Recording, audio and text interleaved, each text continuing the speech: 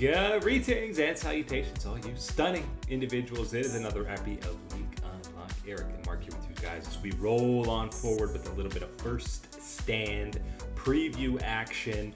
I don't know if you saw the Lyon Esports, Amazon global rankings they just had recently, and because there's carryover from last year, Hanwha Life is number 3 on that list, Mark. Yeah, and guess what? FlyQuest is also in like number 11 or something like that. So yeah, the global power rankings is something that I will continue to say is a very necessary thing, and especially for people like us to talk about and to generate conversation and look at the global scene. It needs to be reworked when you're doing something like this where it's an automated system and you're trying to make it this whole digital data partnership with Amazon. Yes, that's wonderful. But it's not wonderful when there's carryover stats until the next international event. Until then, it's reset. So that's, a whole nothing burger that you got to sit through.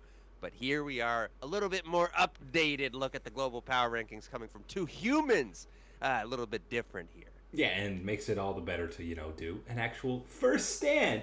Let's rank the teams that are maybe actually playing still at these tournaments as opposed to Hanwha and T1 making up your top 3. So yes, today we're going 8-1 with the teams representing at first stand, and we start at that 8 spot. And let me just say, preface for these whole things, outside of the top 2, I feel like the bottom 6 is kind of wide open for this tournament, and there'll be upset potential, but the upsets aren't as glaring as international events past, and that starts with that number 8 squad in Loud from the CB Lol.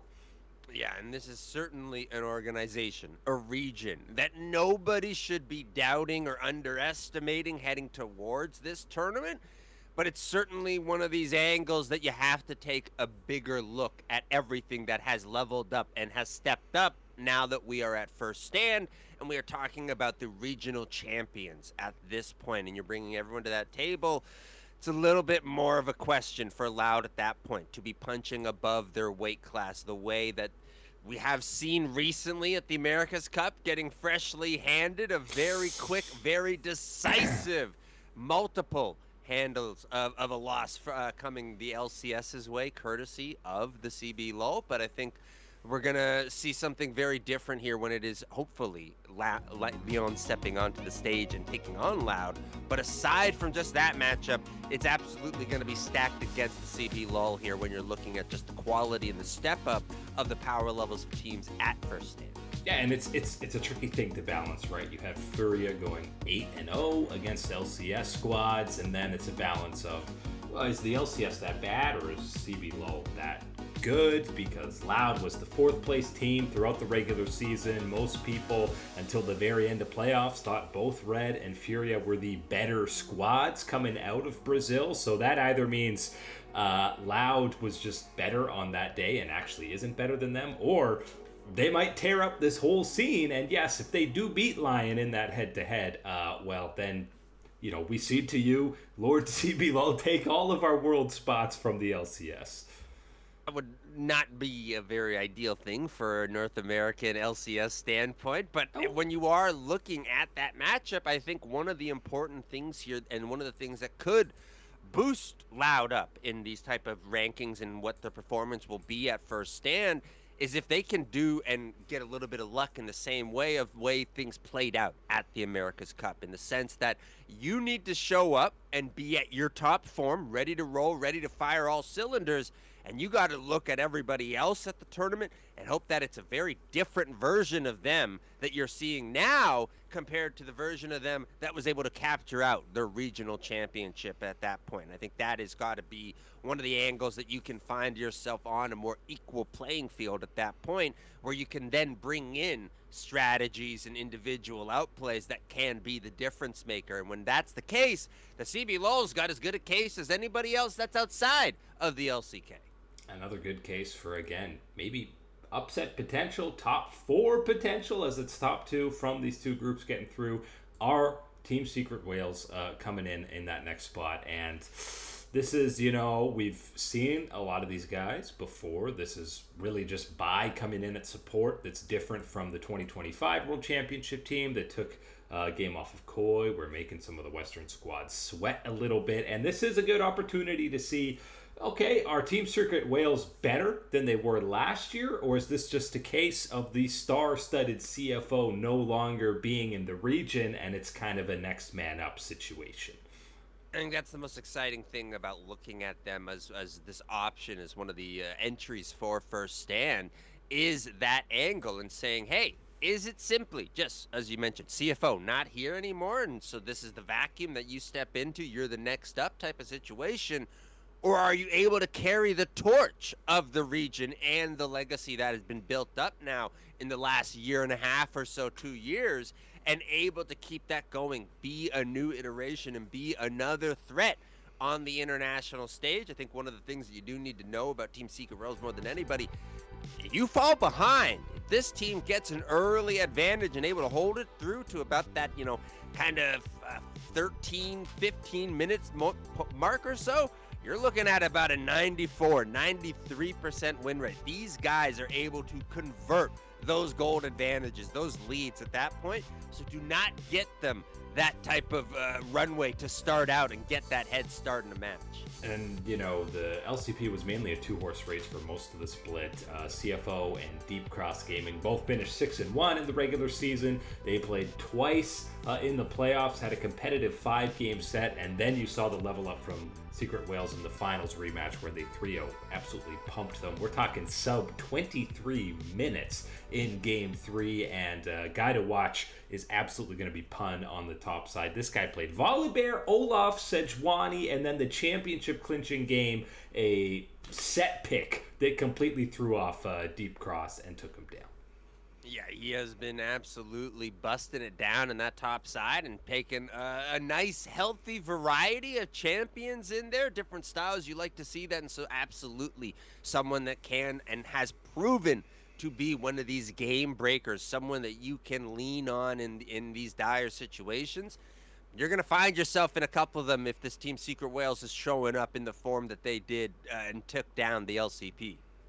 In the 6th spot, squad you alluded to and tentatively put here, you can't punish Lyon too hard for the LCS's kind of abysmal showing at the America's Cup, because absolutely no way was that Cloud9 the same Cloud9 that we saw in the LCS and that we saw Lyon take down in those finals. So shouldn't be so punished for, again, C9 and Sen's poor showing, which is why, 6 isn't exactly the most confident inducing spot, but I'm sure some people might put Team Secret Wales and even Loud ahead of Lyon after that tournament. Yeah, and I don't think that that's necessarily the most crazy thing or outrageous thing. Absolutely one of those things that's more than in the power of the chooser in that situation.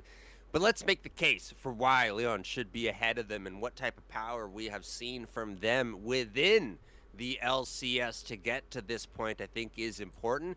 Checking in with players like Inspired, who of course was going to be one of the big factors of this team being able to play at a level where they could envision playing at events like this. Berserker coming back to North America and not being the Berserker that we saw the last year, but more so the Berserker that we saw the previous years in the LCS. That was a top-notch ADC. That has been something that has come through for this team. But the biggest angle has got to be Saint in the mid lane, and some of the leveling up and growth that we saw from him individually. If that has continued and is able to stand the pressures and the heat that will be there coming through from the attendance at first stand and the quality that is there, then yes, this is a Lyon Gaming that is going to be a contender and one that will be a proud representative of the LCS. Now, there is still that angle of, early first year of FlyQuest where you have some guys who are green on the international stage. Saint has had this mega level up, but both him and Isles very new on the international scene, and really even Berserker doesn't have that much experience. I know he has some with Cloud9, but really going to be leaning on the veterans in Dokla and Inspired. And I think one of the vibes or mojo that needs to go right for this team needs to be kind of wiping away the America's Cup in a sense and going that you are not necessarily or fairly whatever going to be absolutely the do or die all of the LCS, even if it might look or feel that way in some sense. But you need to be able to get away from that, because if it becomes that and it compounds on top of maybe a poor performance, underperformance, all sorts of things, that leads towards the implosion that we saw that happened within FlyQuest and some of those type of problems. We could see that path becoming a reality for Lyon Gaming. So I don't want that to cloud or taint anything that's going to go on. And one of the best ways to avoid that immediately is taking care of business against Loud in your head-to-head. And one of, the cup half full is it feels like the other part of this tournament, at least the 2 seeds from the LCK and LPL, are maybe more approachable than recent years, and that's why you're slotting in a squad like JDG in the 5 spot. And listen, at their peak, we've seen them compete against BLG, take games off of them, no question, but they beat AL. You would have liked to have really seen them test themselves again in a rematch against Anyone's Legend, but they couldn't get there, and it was a feeble showing out of Weibo for them to actually qualify for this event. Yeah, so there's certainly still going to be questions of whether this is really the JDG that is at this level ready right now, or if this is just simply you took the cookies out of the oven a little too early because, well, they were the only thing that you had going in the oven at that point situation. So we'll see from this JDG team. I will mention, again, all the talk about whether Team Secret Whales can continue to carry the torch from the CFO squad and the LCP. Here we are, the CFO boys, Han Q and GenG is stepping on. Only guys returning to first stand from last year, by the way. Yes, certainly a little bit of a credit to them in that regard, but I think this is going to be absolutely one of these situations where you need to see a level up. You need to see that, okay, the last time we saw you wasn't the best time we're going to see you type of situation out of JDG in order for them to actually have a chance of treading water at this event.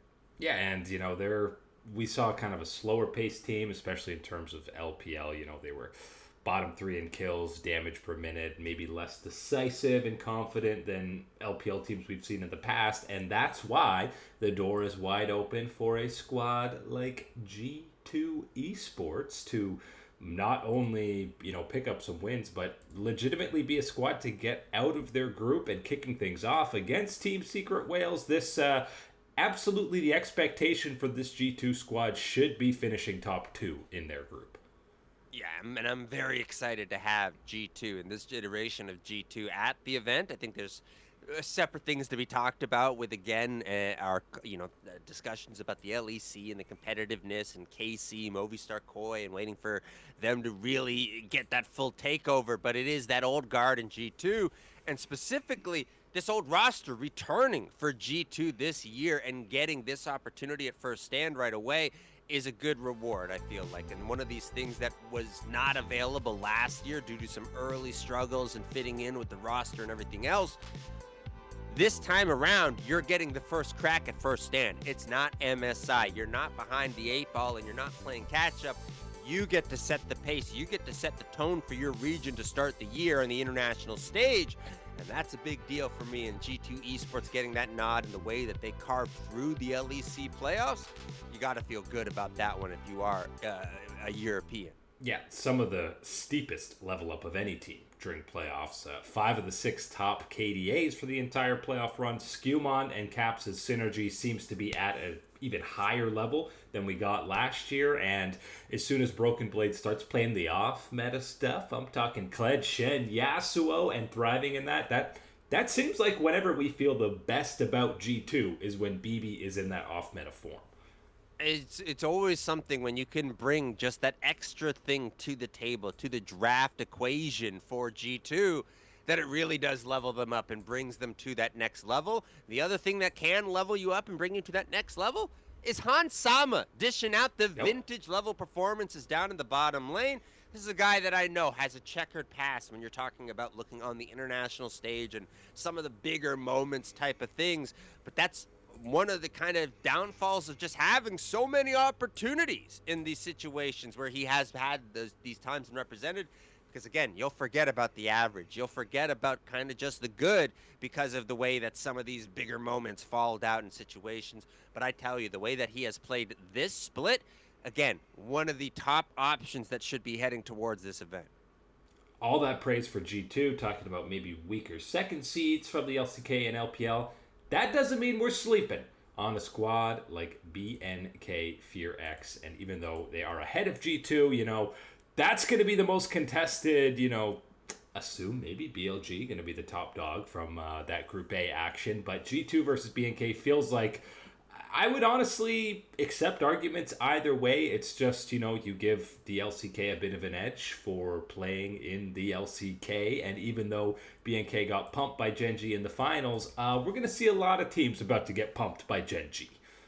The difference between BNK and a JDG situation is when you envision JDG playing, average or maybe a little bit below their level, and you think of everybody else at this event, Lyon, Loud, Team Secret Whales, G2, you're going, yeah, they're playing good, they're playing at their best. Yeah, that outweighs it. They'd absolutely take it to them and find a way to get the Nexus. BNK, little bit different when you're thinking about them and maybe whether they're going to be off just a little bit and whether the good from the other teams can outweigh it. That equation becomes a lot more confusing, a lot less of a straight line situation because of how good BNK and how tested BNK were throughout the LCK against squads like T1, DK, taking them down and finding it very resoundingly so in those answers. Yes, BNK is going to be a different type of beast stepping in as a number 2 seed. Yeah, and just the path to qualifying them versus JDG, right? We talked about a kind of weak showing from Weibo had them getting through.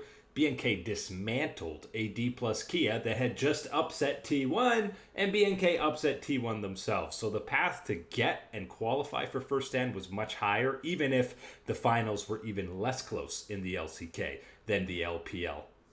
But then that brings in the other part of the equation is, well, that's just the second seed of the LCK because there is another spot above in the power rankings, and that is where GenG find themselves occupying very familiar territory, sitting atop the throne, looking down at everybody else. The problem and big question, can you be the last one sitting and standing on that throne, looking down on everybody else that has finished at the event? That's got to be it for GenG. And it's one of these situations, again, that they are so strong, so powerful, so favored, that the question is, would you take GenG or would you take the field at this point? And I mean the field, because I'm giving you everybody. That's literally everybody else attending first stand. I'll throw in the casters too. But you gotta take GenG in this case with how strong, how dominant, how overwhelming this roster has been. I know past international failures will always color and checker this team until they capture the world championship. But I think that here, again, at first stand, you've got to trust with what dominance you have seen so far this year. Yeah, and especially, I mean, this format for this event, maybe years past you're going, well, maybe you can sneak a game, maybe you could sneak 2 games, cheese them a little, but we're going best of 5s throughout. That alone is enough for me to be like, yeah, I'm taking GenG over the other 7 squads. Losing 3 out of 5 games, not once, but potentially twice throughout this tournament. I'm very hard-pressed to see that happening to this GenG right now. It's one of those ones where it's almost impossible, but yes, you can dig in and find one, maybe a second game, and they throw in an underperformance or whatever. You're not getting 3 in that situation against GenG. I don't care who it is. So yes, absolutely, gonna be everyone else, the world against GenG at this point. But when you look down at that GenG roster, and I'm talking about monsters like Keen, Canyon, Jovi, Ruler, Duro, everybody, the whole GenG organization, it's impossible to not want to side with them at this point. Top 5 KDAs of the entire LCK Cup, to the surprise of absolutely nobody, as they dominated first in pretty much every major category. And obviously the main rivals or competition for them we've seen it many times at MSI and even at Worlds, will be Billy Gaming, who, despite the very dramatic start to the year, actually bounced back and had a very solid playoff showing. Another squad that leveled up when the lights were the brightest. And really, you can talk about, yes, Jun and On having suspect fluctuating gameplay internationally, but really the last checkmark we're looking for is a little bit of a passenger princess, maybe bordering on KDA player in Mr. Viper in that bot lane, who, by the way, was last in damage percentage among AD carries and bottom 3 in kill participation, but had the highest KDA, so that dangerously looking like a KDA player, Mark.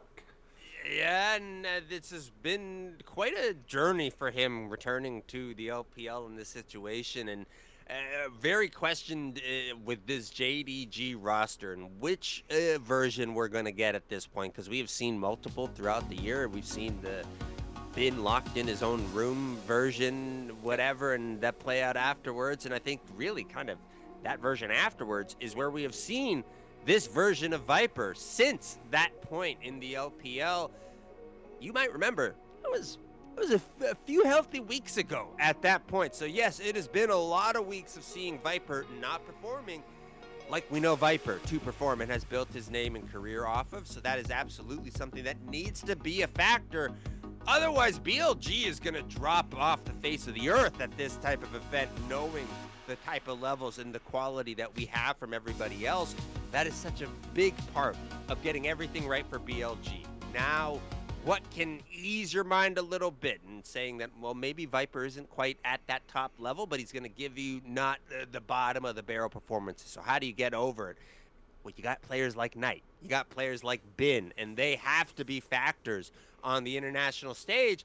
Thankfully, in recent type of matches, you've seen a pretty good, healthy, impactful dosage from both of those type of guys, and that's what you're going to have to see more of on the international stage. The biggest problem is the main rivals out of the East are all, bot lanes are a main part of what they're doing. When you're talking about Gala, Ruler, and Diablo, these are like focal points for these other squads. So absolutely gonna need that international form from Viper if BLG wants any chance at this event. But that is it today for Liga Unlocked. Eric and Mark here with you, absolute gorgeous individuals. Thanks for hanging out as always, and we will catch you on that flippity flip.